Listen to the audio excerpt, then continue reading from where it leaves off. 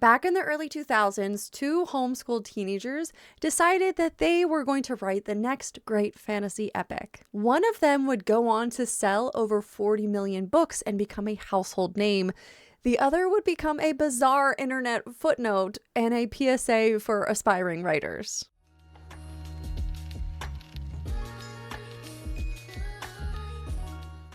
This is a story about two nearly identical starting lines and two wildly different endings. It's about what makes one child author a beloved icon and another a cautionary tale. This is the story of how Christopher Paolini's path turned out okay and what we can all learn from the one that crashed and burned.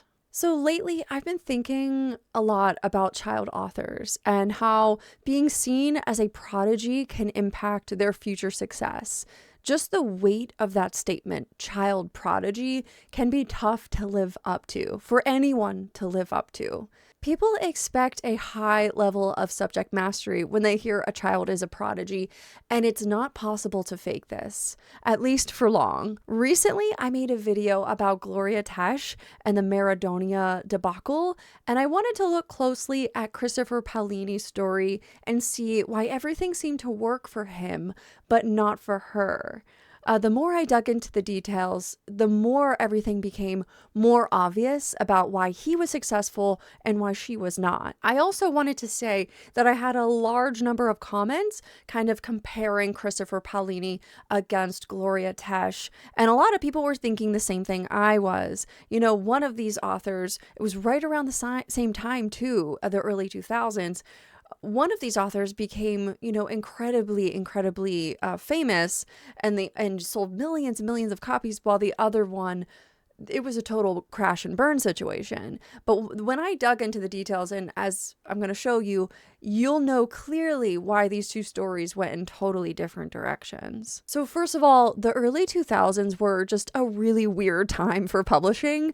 The Harry Potter fueled YA fantasy boom was in full swing. You know, we had Harry Potter, we had the Divergent series, we had all these different fantasy series all aimed at young adults. And it was a huge boom, and everybody wanted to get on this boom, right? All these authors were trying to write all these fantasy series and sci-fi series aimed at young adults. I wanted to also mention how different the publishing industry was back then. Getting your name out there was nothing like it is today. There was no TikTok, there was no BookTube, there was no Instagram. It was all about old school grassroots marketing. So into this world enters our two protagonists of the video today. First up, we have Christopher Paolini. Christopher was homeschooled in Paradise Valley, Montana. Paolini graduated high school at just 15 through an accredited correspondence program. He had a story about a dragon in his head, and he wanted to see it as a movie. So he told his family, I want this to be a movie, but obviously the family didn't quite have nearly enough funds to create a movie for him. So what he decided to do was write that story. Now, Chris was a very big reader, and he grew up without a lot of contact with other kids. He was mostly around adults, and he was living in a pretty isolated situation. He was also able to spend a lot of time writing. I found a blog on the family's website, and I'll link to it below. I think it was very interesting, introspective about how Chris grew up. But she mentioned that he would spend just a few hours during the day in his studies, and he had the rest of the day to kind of do whatever he wanted. And so he really, since he was so isolated in this area, just around adults, not around other children, he started to work on very specific hobbies. And one of those was writing, writing these stories. But another, he was doing blacksmith kind of stuff. He was doing a lot of different things. And he was just a very curious child that was, kind of had a lot of hobbies, right? But one of those happened to be writing. But I don't think at that time did he ever, write with the intention of being like an amazing, best-selling author. I don't think that was his intention nor the family's intention. They just kind of let him do whatever he wanted at the moment. So basically, he spent about 1 year drafting and a second year revising before his family even read the story. And then the family read the story, and then they revised it again together as a family. And then his grandmother read the story after another year, we're talking 3 years here at this point, read the story and offered even more revisions, so things were changed again. And then they went to several authors that the family knew who provided even more editing critique. So as you can see here, the story passed from 15-year-old Chris to the family after 2 years, and then it became, something kind of entirely different sometimes. If you think about it, like, the first draft was in no way near something that they wanted to publish, and actually put out there. And they were all interested in the story and they wanted to help. So it seemed like a very kind of like family effort to edit the story. But the original author of the story, yes, was Christopher. And he had been working on it for 2 years before the rest of the family saw it. So the timeline here is very critical to understanding the rest of what we want to talk about today. Then we have Gloria Tesch, also homeschooled, also a teen with a fire for fantasy. She started writing when she was 10, and by 15, she had churned out multiple novels, with her flagship project being a sprawling series called the Maradonia Saga. And if you want to know more and you want to deep dive into Maradonia, I have a video all about it. Just feel free to check out my channel and you'll see it there. But I highly suggest you watch that as well, maybe after this one, because it will give more information about Gloria. There's a lot more in that situation that we're not going to get into. But just like Paolini, she had huge dreams of creating an epic, that could stand with fantasy titans. The issue was, by the looks of the novels, there wasn't any revisions or editing, even the word chapter being misspelled in the book. I mean, the mistakes, the grammar mistakes, the spelling mistakes, the actual development story issues were so apparent that it's obvious that the story was unedited and it was put out and self-published before being edited in any type of way. I go into many details in my longer video all about this, but the family was in such a rush to release the novels and make quick cash on this. You can see the timeline here is very different than Christopher Paolini's timeline, where he wrote one book over the course of, 3.5 years, if not longer. Gloria had actually written maybe 6 or 7 during that time period, all before she was 15. And I don't think there was any revisions done to any of those books. And nobody in that, sphere had any experience in, publishing or writing or anything like that. So take that for what you will. But I think that from the beginnings, things were very different. And I think they were different because the intentions of the family were very different in both of those circumstances. So on the surface, though, you can't ignore the parallels. Both were young, incredibly ambitious, homeschooled writers who loved epic fantasy and had families willing to help them publish.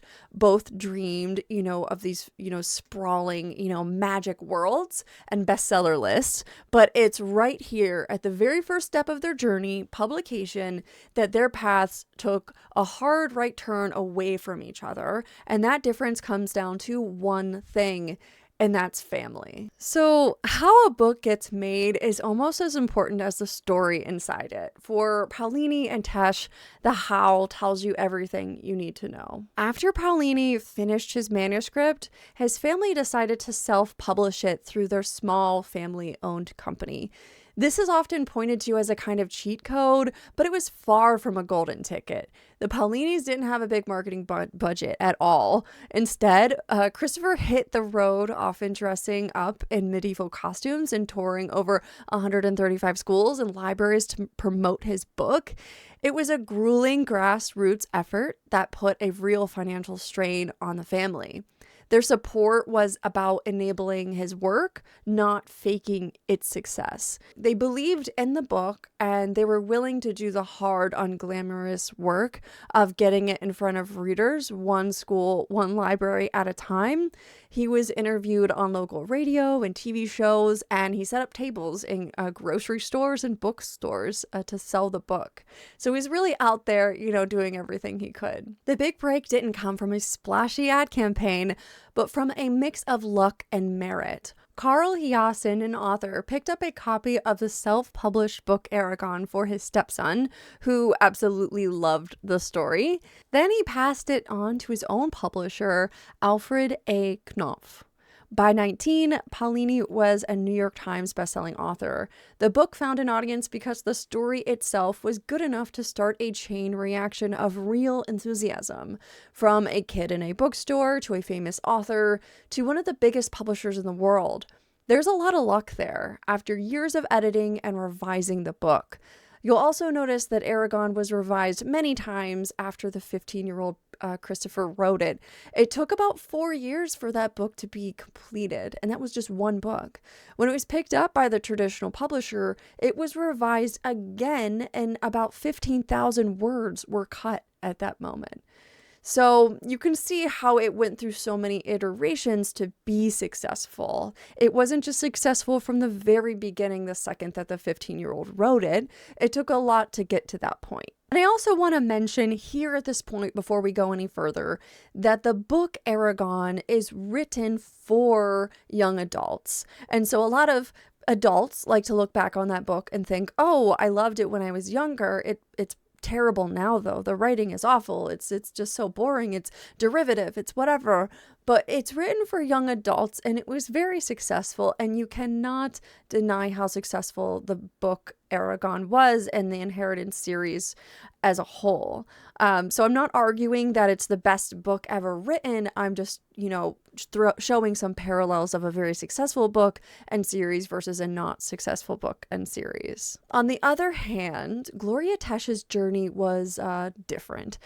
Her family, led by her father, Gunter, or Gary, as he was known, Tesch, also started a publishing house, Liberty Press. But their strategy wasn't about grassroots belief. It was about brute force marketing. Everyone at the time was describing a bizarre campaign of sock puppet accounts used to inflate online reviews, staged TV segments with fake celebrities, bizarre book trailers, and even physically placing copies of the Maradonia books over actual bestsellers in bookstores like Barnes & Noble. And so they were doing their best to fake success before they had it. They wanted it so badly. And I get into my other video about why the family wanted the success so badly. They were willing to do basically anything to be successful. There's a lot of reasons for that. We don't have time to get into all of that. They were doing everything in their power to use like this brute force marketing tactic to force the book into into publication and into people's minds. But through this case study, we can clearly see that it doesn't matter how much you try to market a book or show that it's successful or pretend that it's successful if the book itself is just not there, quality-wise. So the message was relentless. Gloria Tesch was the world's youngest published novelist, a genius whose books were flying off the shelves. This was all propped up by a wild promotional trailer that used hired actors and made bogus claims about the book being sold out everywhere. You can see my video from last week for one of these promotional trailers if you're interested to see what that was all about. It was later revealed that Gloria's father had been investigated for fraud in his native Germany. Later, he also had issues with the law in the US in several different types of ways. This wasn't about nurturing talent, it was about manufacturing a phenomenon. The focus was never on the quality of the book, but on creating the perception of success no matter the cost. Also, they were willing to sacrifice the future of their daughter's success just on this lie that they were creating. They were basically tanking their daughter's reputation. Here's the thing about the publishing world. You can't build a lasting legacy on marketing hype alone. The story has to hold up. The aftermath of these two paths make that crystal clear. Paolini's organic success grew into a genuine long-term career. The Inheritance cycle went on to sell more than 41 million copies worldwide. It was a constant on bestseller lists, and it earned Paolini a Guinness World Record as the youngest author of a best-selling book series. The success was so big that it even led to the famously disappointing 2006 movie. And Paolini was not involved in this movie at all, and that's something that he seems to be pretty upset about. I think he tries to be very diplomatic with how he talks about it, but I read, some of his thoughts about this, and so I think that he wants a second chance. This success of the book series has also led to a second chance with a new Eragon series in development at Disney Plus, where Paolini himself is a co-writer and producer. So this is also something that's on the way, which I think I'm pretty excited about, because the movie Eragon was so not what anybody wanted. We need another chance, and we need the original author to be involved in that. So that's exciting. So after finishing the Inheritance cycle, he wrote a sci-fi novel, To Sleep in a Sea of Stars. I did read this book. It's nothing like earth-shattering or anything, but I did enjoy it. And then also he returned to the world of Eragon with the 2023 novel Murtagh. His career has been one of steady growth and lasting relevance. And also he's coming out with Murtagh Part 2 soon as well. I think he just announced that in September. So you can tell that he's continuing to build this momentum in a career built on a book he originally wrote when he was 15, but much has changed. And also, as you read his books, they improve dramatically book to book to book. So, he definitely learned and grew, as he went, and they got better and better. So I'm excited to read. I never read Murtagh or the second one, but I'd be interested to read those.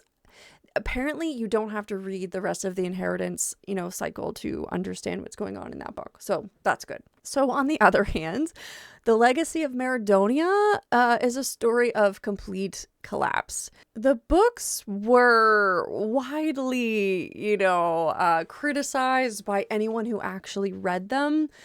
Despite the aggressive marketing campaign, the story just wasn't good enough, and the series remains incomplete, with the final books never being published. The movie adaptation ended up driving the Tesch family into bankruptcy, among other reasons. There was a lot going on there that we don't have time to get into. Again, see my video right before this one. But eventually, the Maradonia books were pulled from digital stores. The websites went dark, and Gloria Tesch herself seemed to abandon the entire project.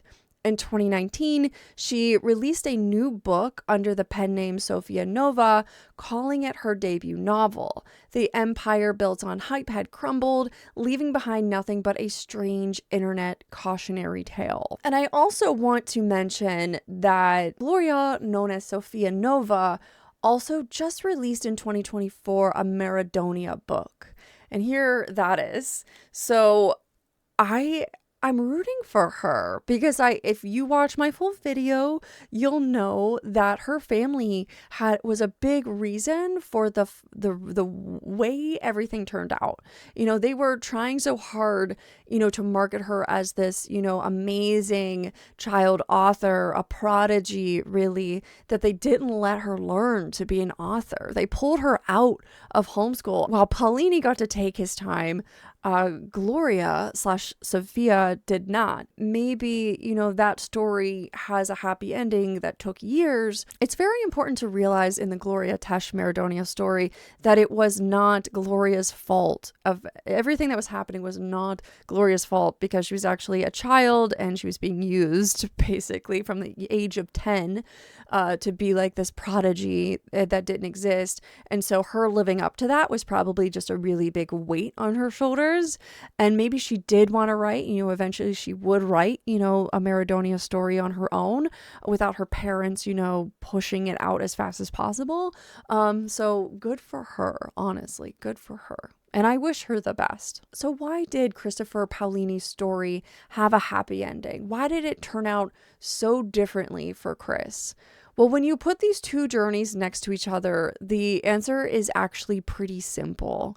its authenticity. Paolini's success was built on a product, Eragon. Sure, it had its flaws, as critics love to point out, but it was a real finished book that he and his family had poured years of their lives into. Before you compare the Inheritance Cycle books to the Wheel of Time, know that the books are meant for young adults. Its story has some familiar tropes, for sure. It's not perfect, but it's well loved. His family support, while totally essential, was focused on enabling his talent, not faking a success he hadn't earned. They helped him print the book and get it on the road, but the magic happened when the story itself connected with people. It was slow, it was organic, and in the end, it was sustainable. They didn't rush the release of the story. I mean, how many times was this was Eragon rewritten? You know, we just talked about this earlier, like 4 times, 5 times, if not more. So it was slow, it was organic, it was sustainable. The Tesch story was the complete opposite. It was a project built on pure avarice. The marketing, driven by a father with a history of shady dealings, always came first, and the product was a distant second. They tried to force a hit that the market didn't want, and the book itself just couldn't support. It was a loud, aggressive, and ultimately hollow campaign, and when the money ran out, the whole illusion just vanished. The lesson here goes beyond writing. It's about the difference between a healthy, supportive environment and an overbearing, controlling one. It's a lesson in the power of genuine talent versus the fleeting mirage of marketing. One path gets you a 40 million, copy series and a Disney Plus deal. The other leads to bankruptcy and a disowned debut. And also a potentially, career shattering situation for Gloria. So in the end, you can't fake a good story. You can't buy a legacy. You have to earn it word by word, reader by reader. Christopher Paolini's journey, for all its lucky breaks, proves that he did the work, his family helped him share it, and the world responded. And that's how his story turned out okay. So what do you think are the most important ingredients for an author's long-term success? Is it the quality of the work, the marketing, or is it the support system around that author? Let me know your thoughts in the comments below. And if you enjoy these types of deep dives, be sure to subscribe for more. And also, I just wanted to thank you so much for watching this video until the end. I just really appreciate, your support, all the comments I've been getting, constructive or otherwise. I read all of the comments. I appreciate everybody and everything that you have to say. I'm really interested in this type of thing and dissecting, internet scams and, marketing techniques and why certain things work and why other things don't work. So this is a very big personal interest of mine. So if you like that kind of thing, feel free, to subscribe and like the video. That really supports me more than you know. But you being here is just really, awesome for me. And I just wanted to thank you. So I appreciate you. And I have a new video coming out next Sunday. So we're going to dive into some different stuff. So we'll see what you think about that. More crazy things, just like all of this. But again, thank you so much. And I'll talk to you later. Bye.